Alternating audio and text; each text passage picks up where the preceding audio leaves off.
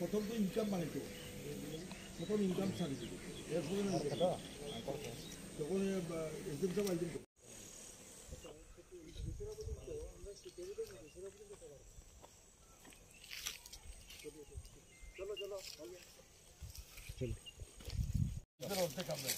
उधर जाने का जरूरत नहीं है, मत जाओ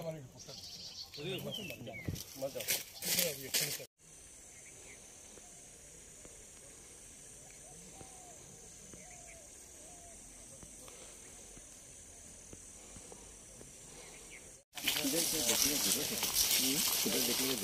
कितना दिन दिया गया है?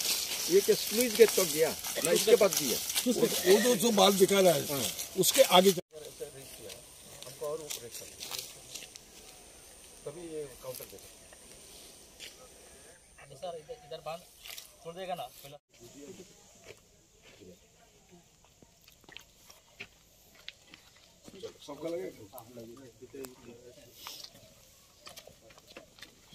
এটা আমার কাছে আইডিয়া নেই, যতটুকু দেখা গেছে এখান থেকে অলমোস্ট 1 কিলোমিটার ভিজিবল। আমরা এটার ফটো নিয়েছি এবং এখনও এটার কাজ চলছে। আমাদের কাছে রিপোর্টিং এটাও হয়েছে যে ওখানে তারা নাকি পাক্কা এমবেঙ্কমেন্ট মানে পিচ ঢালাই করার জন্য প্রস্তুতি নিচ্ছে। এরকম যদি হয় তাহলে পরে ওটা হয়ে যাবে মজবুত, আমাদেরটা অনেকটা দুর্বল হয়ে পড়বে।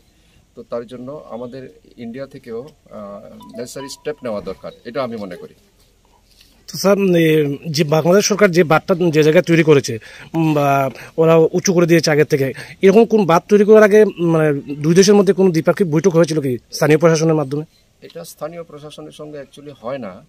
এটা সাধারণত যে ওয়াটার কমিশন আছে, আমাদের ওয়াটার রিসোর্স ডিপার্টমেন্ট আছে, সিডব্লিউসি আছে, ফ্লাড কন্ট্রোল যে এজেন্সিগুলো আছে গভর্নমেন্ট অফ ইন্ডিয়া এবং বাংলাদেশের সঙ্গে তাদের যৌথ মিটিং হয়। ওই মিটিংগুলিতে পরামর্শ করে তারা কি ওখানে বাঁধ দিতে পারে না দিতে পারে না, কতটুকু উঁচু করবে, এগুলো সব সিদ্ধান্ত হয়। কিন্তু এখানে আমার এখানে 59 জেলায় বলতে পারবো, আমি তো জাস্ট 11 মাস হয়েছে এখানে।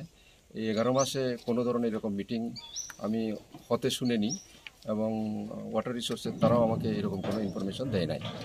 Thank you sir.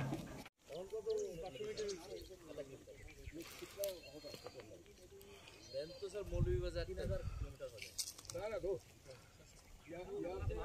5 किलोमीटर पूरा जैसे गोपीनाथपुर होके